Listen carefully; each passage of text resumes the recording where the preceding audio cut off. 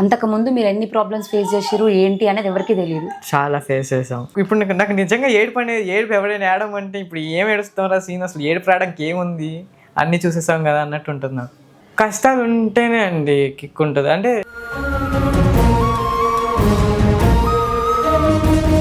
ఇప్పుడు మీ life story నేను అక్కడ స్టేజ్ మీద కూడా చెప్పాను అండ్ ఇక్కడ కూడా చెప్తాను. ప్రేమ వల్ల పెరిగిన పిల్లలు ఉంటారు, పరిస్థితుల వల్ల పెరిగిన పిల్లలు ఉంటారు. మేము పరిస్థితుల వల్ల పెరిగిన పిల్లలు. అండ్ మమ్మీ విషయంలో ఒక మాట చెప్తూ వచ్చారు అక్కడ, అసలు ఏం జరిగింది? గ్యాస్ ఆన్ చేసి లైటర్ ఎత్తుకున్నారు, డ్రెస్ కి అంటుకుంది ఒకసారి ఇలా వచ్చి, నైలాన్ కాబట్టి తొందరగా అంటుకుంది. సో మా మమ్మీ ఏం చేశారు, ఇది పోగొట్టడానికి ఇలా తలగే పెట్టేటప్పటికి అది ఫేస్ కి అంటుకుంది. ఓకే. సో మా మమ్మీ అరుచుకుంటూ బాత్రూమ్ లోకి వెళ్ళి వాటర్ పోసేస్తుంది.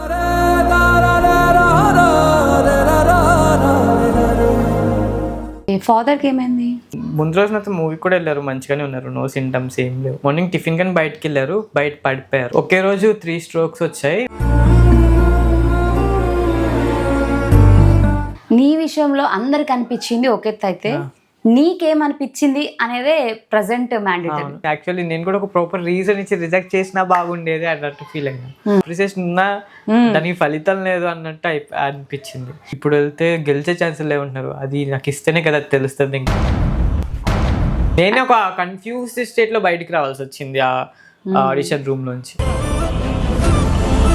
సో అందులో ఇంకోటి కేతమ్మ గారు, తనని కూడా రిజెక్ట్ చేయడం జరిగింది. అంటే మీరు కూడా ఒక కంటెస్టెంట్ గా మీ విషయంలో మీకు అన్ఫేర్ అని ఎట్లా అనిపించిందో పక్కన వాళ్ళ కూడా వాళ్ళకి ఆబ్వియస్లీ వాళ్ళకి అనిపించి ఉండొచ్చు. నా భర్తకు పక్షవాతం వచ్చింది సార్, ఈ జన్మకు నాకు ఇంతే సార్, మీ అందరినీ కలిసిన సార్. జడ్జెస్ లో నీకు జడ్జిమెంట్ ఇచ్చిన వాళ్ళలో ఎవరు హానెస్ట్ గా జడ్జిమెంట్ ఇచ్చారు అనిపించింది? అసలు నాకు జడ్జిమెంట్ అసలు ఇచ్చారా, అసలు నాకు ఏం జడ్జిమెంట్ ఇచ్చారో నాకు అర్థం కాలేదండి. మరి ఇంత చిన్న వయసులోనే ఇంత చేసావు అంత చేసావు అని చాలా మెచ్చుకున్నారు. అవునవును. అంత మెచ్చుకొని కూడా లాస్ట్ కి వచ్చేసరికి సెట్ కావు అని ఒక వర్డ్ విన్నప్పుడు, రిజర్వ్డ్ క్యాండిడేట్ అని చెప్పి పోవడం real I felt bad.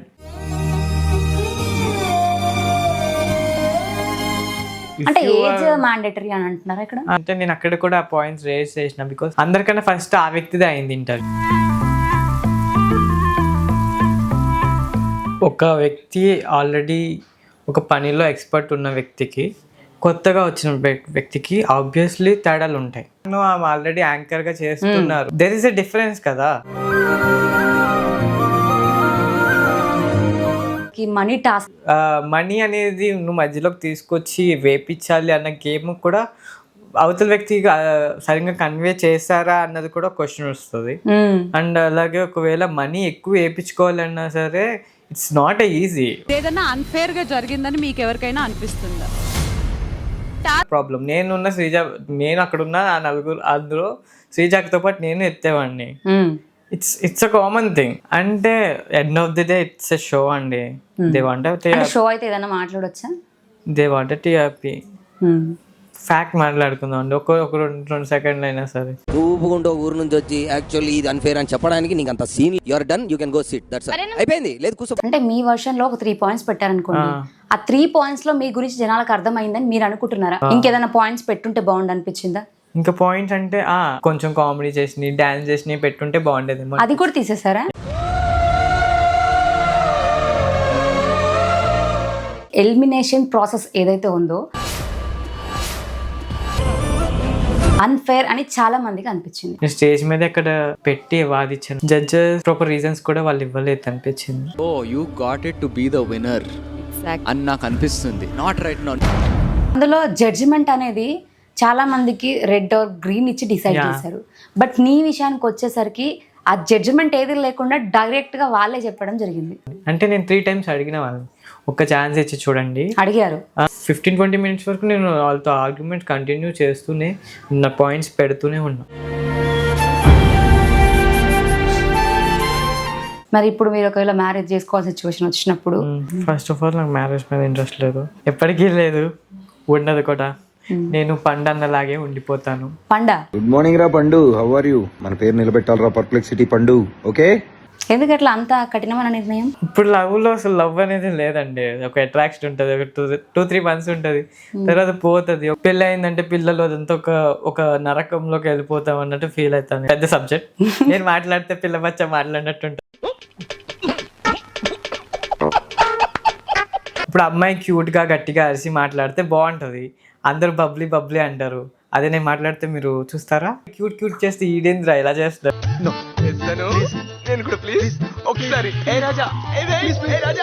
Hi everyone, welcome to Soumya's TV.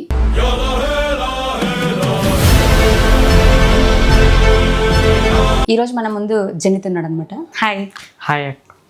So మీరు అక్కడికి వెళ్ళిన తర్వాత అంటే వెల్ మెచ్యూర్డ్గా మాట్లాడినట్టు అనిపించింది. Thank you. చిన్న వయసులోనే బాగా పికప్ అయ్యారో అనుకున్నాం, కానీ ఎలిమినేషన్ ప్రాసెస్ ఏదైతే ఉందో అందులో మీకు అన్ఫేర్ అని చాలా మందికి అనిపించింది, మిమ్మల్ని ఎలిమినేట్ చేయడం.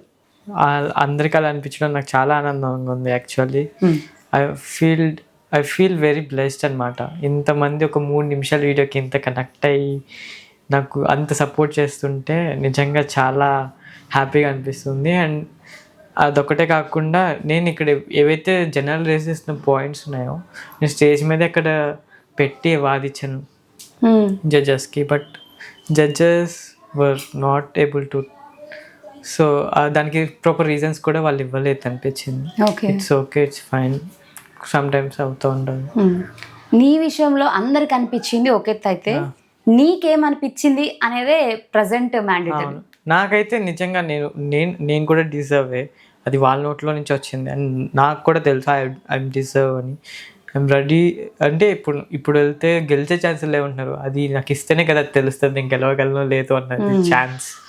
అండ్ తర్వాత వస్తుందో రాదో కూడా తెలియదు.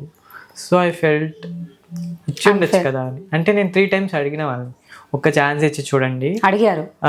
నా 100% పెడతా, మీకు ఒక్కసారి కూడా వీటికి అనవసరంగా తీసుకున్నామని మీరు రిగ్రెట్ ఫీల్ అవ్వరు, గివ్ మీ ఏ ఛాన్స్ అని చెప్పి నేను 3 times అడిగిన. అండ్ అలా నేను చాలా వరకు ఒక 15-20 minutes వరకు నేను వాళ్ళతో ఆర్గ్యుమెంట్ కంటిన్యూ చేస్తూనే నా పాయింట్స్ పెడుతూనే ఉన్నాను. అందులో జడ్జిమెంట్ అనేది చాలా మందికి రెడ్ ఆర్ గ్రీన్ ఇచ్చి డిసైడ్ చేశారు, బట్ నీ విషయానికి వచ్చేసరికి ఆ జడ్జిమెంట్ ఏది లేకుండా డైరెక్ట్గా వాళ్ళే చెప్పడం జరిగింది. యాక్చువల్లీ నేను కూడా ఒక ప్రాపర్ రీజన్ ఇచ్చి రిజెక్ట్ చేసినా బాగుండేది అన్నట్టు ఫీల్ అయినా.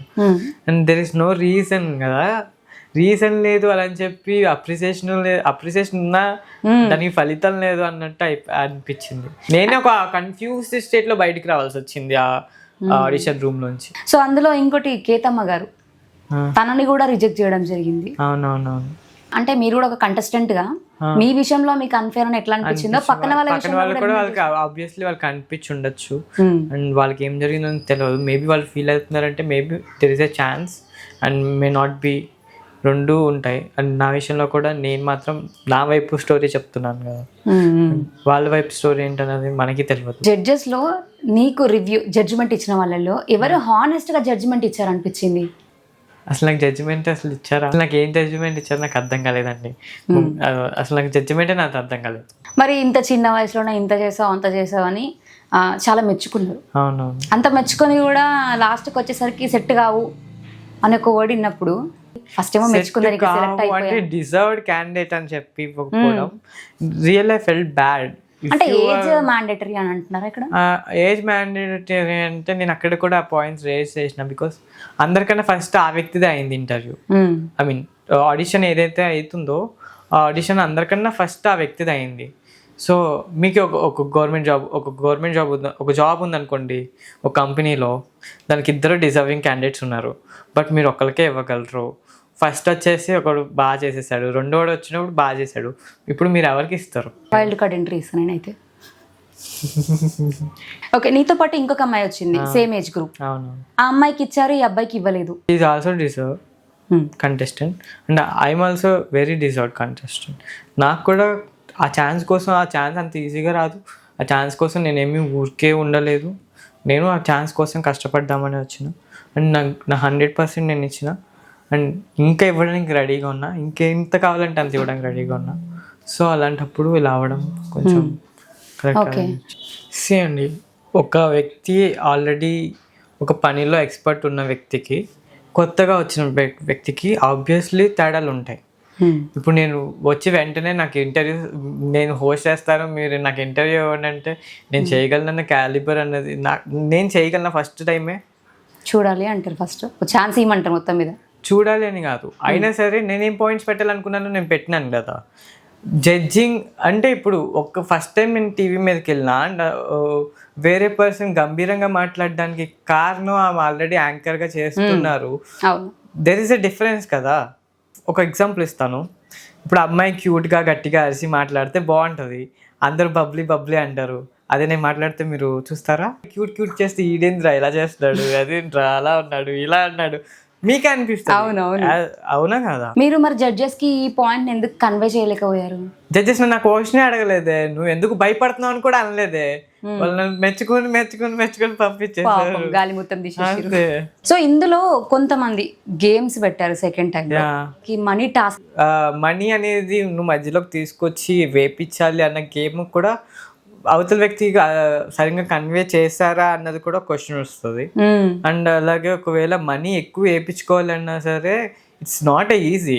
ఒకరికి వచ్చిందంటే ఇంకొకరికి రావాలనే ఏం రూల్ లేదు. నాకైతే చెప్తున్నాను కదా, మా అమ్మ 10,000 వేయాలన్నా ఎందుకని చెప్పి 100 సార్లు ఆలోచించేది. సో నేను అలాంటి టాస్క్ అయితే ముందే పోయేవాడిని. ఓకే, ఇంకొకటి అందులో ఇదే విషయంలో ఒక అమ్మాయి వచ్చి మాట్లాడినప్పుడు, శ్రీజ, ఊరోళ్ళంతా వచ్చి ఇక్కడే ఉంటారు అని ఒక మాట మాట్లాడడం ఎవ్వరూ తీసుకోలేకపోయారు. అంటే end of the day it's a show అండి. దే వాంట్ షో అయితే ఏదైనా మాట్లాడొచ్చా? They want TRP. ఫ్యాక్ట్ మాట్లాడుకుందాం అండి, ఒక 2 సెకండ్లు అయినా సరే. End of the day they need TRP. వాళ్ళే అడిగారు ఎవరికైనా ప్రాబ్లం ఉందా అని. So obviously if you have a problem, నేనున్న శ్రీజ, నేను అక్కడున్న ఆ నలుగురు, అందులో శ్రీజాతో పాటు నేను ఎత్తేవాడిని. It's a common thing. మరి మీరు ఎందుకు రేజ్ చేయలే హ్యాండ్? నేను లేను కాబట్టి. లేరు కాబట్టి రేజ్ చేయాలి. ఒకవేళ ఉంటే రేజ్ చేసేవాళ్ళ? నాకు కూడా అదే క్వశ్చన్ వచ్చింది కాబట్టి I would raise my hand అంతే. ఓకే, అంటే మీ వర్షన్ లో ఒక 3 పాయింట్స్ పెట్టారనుకోండి, ఆ 3 పాయింట్స్ లో మీ గురించి జనాలకు అర్థమైందని మీరు అనుకుంటున్నారా? అర్థమైంది కాబట్టి ఇంత సపోర్ట్ వస్తుంది జనాల నుంచి. ఇంకేదైనా పాయింట్స్ పెట్టుంటే బాగుండు అనిపించిందా? ఇంకా పాయింట్స్ అంటే అంటే నేను ఓన్లీ బిజినెస్ చెప్పకుండా దాని స్టాక్స్ కూడా చెప్పుండే. ఇది 1,50,000 crores వరకు ఉంది ఇండియన్ టర్న్ ఓవర్ మాత్రమే, అండ్ వరల్డ్ వైడ్ ఇంకా ఎక్కువ ఉంది. 2030 కల్లా ఇది 2,40,000 crores బిజినెస్. ఇలా 5% 10% మార్కెట్ని మనం పట్టుకున్నా ఈజీలీ 20,000 బిజినెస్ అవుతుంది. 20,000 బిజినెస్ అవుతుంది, 20,000 కోట్ల బిజినెస్ అవుతుంది ఒక 1 year టర్న్ ఓవర్ అన్నట్టు చెప్పిన. అండ్ అలాగే హెల్త్ మీద ఈ మధ్యన ఎక్కువ కాన్షియస్ ఉంది జనాలకి. So I would start it makes good money and healthier అన్నట్టు చెప్పిన నేను, అంతే. అక్కడ వరకు పెట్టారు. అండ్ అలాగే నేను కొంచెం కామెడీ చేసి డాన్స్ చేసి పెట్టుంటే బాగుండేది. అది కూడా తీసేసారా? ఇప్పుడు మీ లైఫ్ స్టోరీ అక్కడ చెప్పింది కొంచెమే మేము విన్నాం, బట్ దాని తర్వాత అంతకు ముందు మీరు ఎన్ని ప్రాబ్లమ్స్ ఫేస్ చేసారు ఏంటి అనేది ఎవరికి తెలియదు. చాలా ఫేస్ చేసాం యాక్చువల్లీ. చిన్నప్పటి నుంచి చాలా చూస్తూనే వచ్చాం మేము. నేను అక్కడ స్టేజ్ మీద కూడా చెప్పాను అండ్ ఇక్కడ కూడా చెప్తాను, ప్రేమ వల్ల పెరిగిన పిల్లలు ఉంటారు, పరిస్థితుల వల్ల పెరిగిన పిల్లలు ఉంటారు. మేము పరిస్థితుల వల్ల పెరిగిన పిల్లలు, మేము ముగ్గురం కూడా, మా అక్కలు కానీ నేను కానీ, మేము పరిస్థితుల వల్ల పెరిగిన పిల్లలు. సో మాకు పరిస్థితులు ఏంటి, ఎలా ఉంటాయి, మనం ఎలా నడుచుకోవాలనేది బాగా తెలుసు. కాబట్టి నాకు చిన్నప్పటి నుంచే ఒక మెంటాలిటీ వచ్చింది కాబట్టి ఎలా ఉండాలి అన్నది. So I can represent my self అని నేను ఫీల్ అవుతాను. ఓకే, ఇప్పుడు కాలేజ్ ఫీ అవన్నీ వచ్చినప్పుడు ఎవరు హ్యాండిల్ చేస్తారు? మమ్మీ. ఇప్పుడు ప్రస్తుతానికి నేను ఇండిపెండెంట్ అవ్వాలని ట్రై చేస్తున్నా, బట్ ఈ మంచి నాకు ప్యాషన్ ఉన్న ఫీల్డ్లో అయితేనే కొంచెం మంచిగా ఉంటుంది. ఏంటి ప్యాషన్ ఏంటి? I want to become content creator, acting, and I have some stories. నేను మంచిగా ముందుకెళ్తే ఆ స్టోరీస్ని కూడా ముందుకు తీసుకురావాలని కోరుకుంటున్నాను. ఓకే, అండ్ మమ్మీ విషయంలో ఒక మాట చెప్తూ వచ్చారు అక్కడ, అసలు ఏం జరిగింది?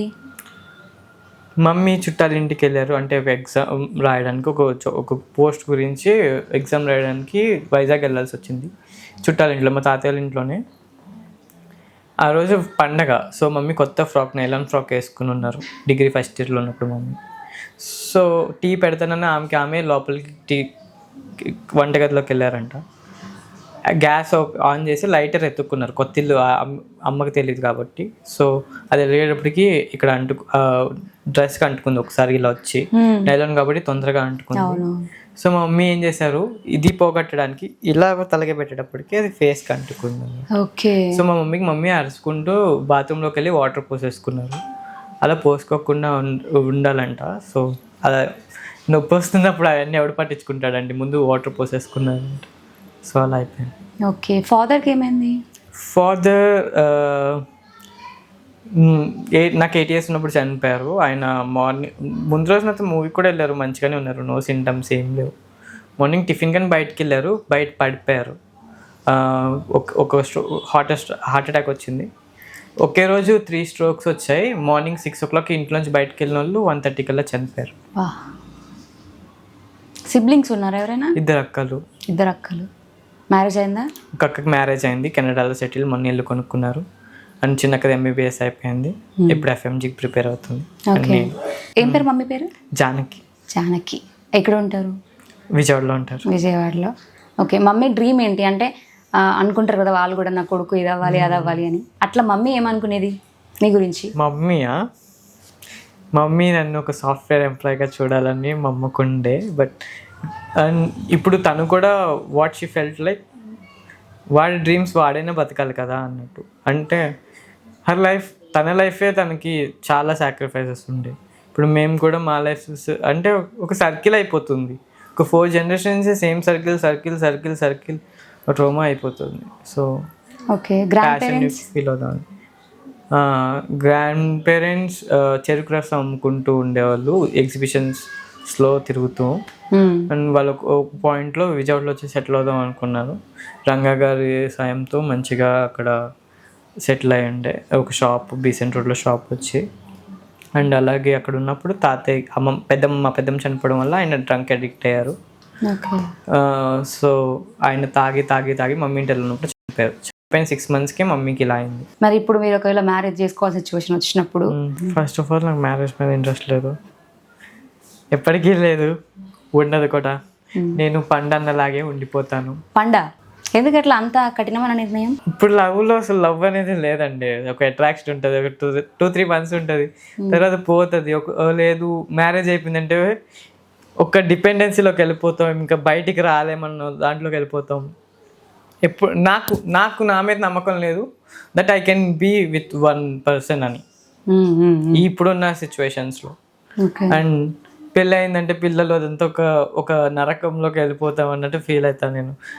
ఎందుకంటే పిల్లల్ని అంటే వద్దులేండి, అది ఒక పెద్ద సబ్జెక్ట్.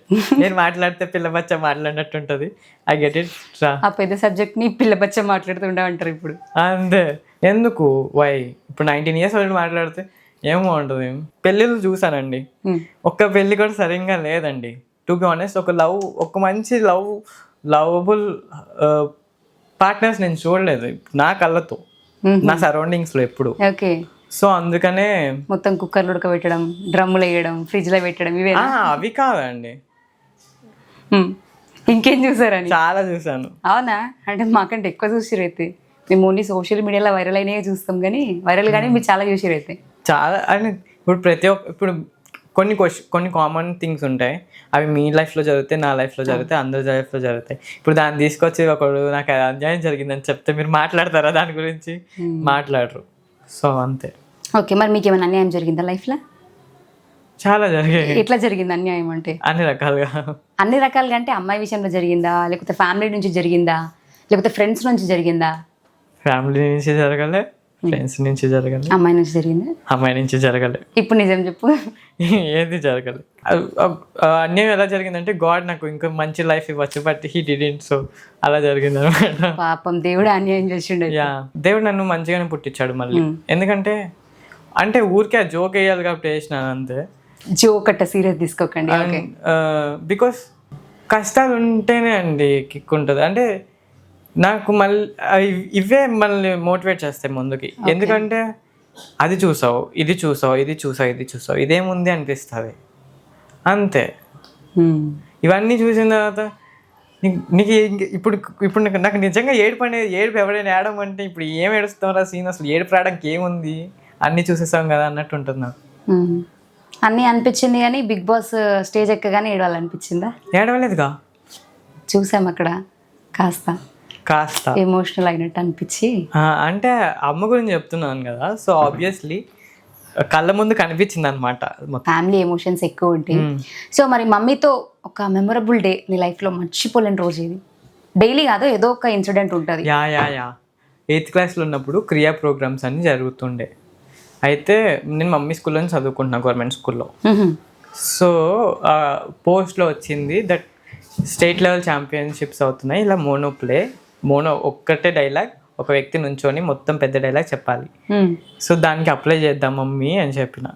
మమ్మీ వెళ్ళి ఎవ్వరూ ఒప్పుకోలేదు, కొలీగ్స్ కూడా నువ్వు ఎందుకు అని చెడగొడుతున్నావు ఈ టైంలో అది ఇదన్నా సరే. మా మమ్మీ వెళ్ళి మాట్లాడి అండ్ హెచ్ఎం గారు పర్మిషన్ తీసుకొని అండ్ మేము కాకినాడ వెళ్ళాం అనమాట.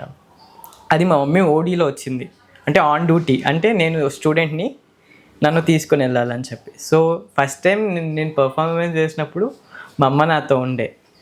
అది నాకు చాలా గ్రేట్ మెమరబుల్ డే. ఎందుకంటే ఇంతకుముందు కూడా నేను 4th 5th చేస్తూ ఉండే. ఒకసారి నాకు ఇంకా గుర్తు, 5th క్లాస్లో నేను డ్యాన్స్ ప్రోగ్రామ్స్ అవి శివరాత్రికి వాటికి వీటికి చేస్తే నాకు ఫస్ట్ 350 రూపీస్ ఇచ్చారు పేమెంట్. సో అవి ఇచ్చినప్పుడు తీసుకొచ్చి రాత్రి 3 o'clock నైట్ అవుతాయి కదా, అవి తీసుకొచ్చి మమ్మీకి ఇచ్చా. అండ్ తర్వాత ఎప్పుడు కూడా నేను ఎక్కడైనా ఏది చేసినా సరే, అంటే నార్మల్ డ్యాన్స్ కాంపిటీషన్స్ అయినా సరే, మా ఫ్రెండ్స్ అయితే ఉన్నారో వాళ్ళ పేరెంట్స్తో వస్తారనమాట. సో నాకు డాడీ లేరు, మమ్మీ రాలేరు. సో నేను కాల్ చేసి అందరు పేరెంట్స్ వస్తుండే, నువ్వు రావు అని చెప్పేసి నేను చేస్తుంటే, అప్పుడు మా మమ్మీ మైండ్లో నేను పిల్లలకి అసలు టైమే ఇవ్వట్లేదే, నేను నా పిల్లలతో గడపట్లేదని మా మమ్మీ ఎంత ఫీల్ అయి ఉంటారు అన్నది ఇప్పుడు తలుచుకుంటే చాలా రిగ్రెట్ ఫీల్ అవుతుంది. ఓకే, అట్లా అనేది లేకుండా అనిపించింది. ఓకే, అండ్ మమ్మీ కష్టాల్లో ఉన్నప్పుడు ఏదో ఒక మూమెంట్ చూసి మమ్మీ నీ కష్టాల నుంచి ఫస్ట్ నేను బయటికి తీసుకురావాలి అని అనిపించి ఉంటుంది కదా. ఈరోజు నువ్వు లైఫ్లో ఏదైతే అనుకుంటున్నావో అలా అనుకోవడానికి ఒక రీజన్ ఉంటుంది. అవునవును. అంటే ఏం జరిగింది అంతా? ఫైనాన్షియల్ బర్డెన్స్ అండి. ఇప్పుడు మా మమ్మీ ఫైనాన్షియల్ బర్డెన్ లేకపోతే మేము చాలా హ్యాపీ ఫీల్ అవుతుండే. బికాస్ మా మమ్మీకి వచ్చే శాలరీతో తన లైఫ్ తను లీడ్ చేయగలదు. యాక్చువల్లీ తను కావాలనుకుంటే మా మమ్మీ ఖర్చులకి మాకు చూసుకోకుండా ఉన్నా, మా మమ్మీకి వచ్చే శాలరీతో మా మమ్మీకి చూసుకుని ఎవ్రీ మంత్ మా అమ్మ వెళ్ళి ఏదో ఒక ఫారిన్ ట్రిప్ వేసి వచ్చే అంత శాలరీ ఉన్నా, మా ముగ్గురికి ఉన్నవి, మా కోసం చేసిన డెప్స్, మా కోసం కొన్న ఇంటి లోను, ఇవి అన్నీ ఉండడం వల్ల మమ్మీ మనీ తిప్పుతూ అలా చేసుకుంటూ ముందుకు తీసుకుని వెళ్తున్నారు. సో మనీ అనేది ఉంటే మేము చాలా పీస్గా ఉండేవాళ్ళం. ఓకే, సో లైఫ్లో మనీ ఇంపార్టెంట్ ఎవరికైనా ఇంపార్టెంట్, మీకైనా ఇంపార్టెంట్, నాకైనా important. Okay, last and final question. Bigg Boss చాలా మంది వెళ్ళారు, కామన్ పీపుల్ అని మాట్లాడుకున్నారు. కామన్ పీపుల్ కంటే ఎక్కువ మనీ ఉన్న వాళ్ళని, కాస్త డ్రెస్సింగ్ స్టైల్ బాగుండి ఎక్స్పోజింగ్ చేసిన వాళ్ళని, కొంచెం పాష్గా ఉన్న వాళ్ళని తీసుకున్నారు. అండ్ అందులో తీసుకునే వాళ్ళలో అంటే ఫేమ్ ఉన్న వాళ్ళని కూడా తీసుకోలేదు. ఇప్పుడు సిద్దిపేట మోడల్ కావచ్చు, లేకపోతే ఇంకా కొంతమంది ఉన్నారు అక్కడికి వెళ్ళిన వాళ్ళు. నేను దాని గురించి ఏం చెప్పదలుచుకోవట్లేరా?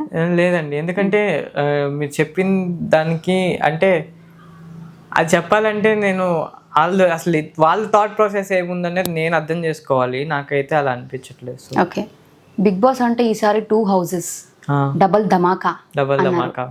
ఈ 2 houses తీసుకోవడానికి రీజన్ ఏదై ఉంటుందని మీరు అనుకుంటున్నారు? 2 houses తీసుకోవడానికి రీజన్ ఎందుకై ఉంటుంది అంటే కామనర్స్, సెలబ్రిటీస్ కాబట్టి. సో కలపలేరు కాబట్టి వీళ్ళు వస్తారు రచ్చరంబోలు కదా తర్వాత. ఎప్పుడు అంటే విన్ అయ్యాకేమో నాకు తెలిసి అప్పుడే కలిపి ఉంటే కామనర్స్ ఉంటారా సెలబ్రిటీస్ చూసినప్పుడు? యాక్చువల్లీ నేను తమిళ్ బిగ్ బాస్ చూశాను లాస్ట్ ఇయర్ అనుకుంటా. సో అందులో ఉండే డబుల్ హౌస్, అది ఎక్కడ ఎలా ఉంటుంది ఏంటనేది నాకు ఐడియా ఉంది. సో మోస్ట్లీ నేను అనుకోవడం మాత్రం కామనర్స్కి మంచి ఇల్లు ఇచ్చి సెలబ్రిటీస్కి ఆయిల్ ఇస్తారేమో అని థాట్ ప్రాసెస్ నడుస్తుంది. అంటే సెలబ్రిటీస్కి ఒక మిడిల్ లైఫ్ లీడ్ చేయమని వీళ్ళకి ఒక రిచ్ లైఫ్ ఇస్తారేమో అని మేబీ అనిపిస్తుంది. ఓకే, బాగానే థింక్ చేసినావు అయితే, గ్రేటే.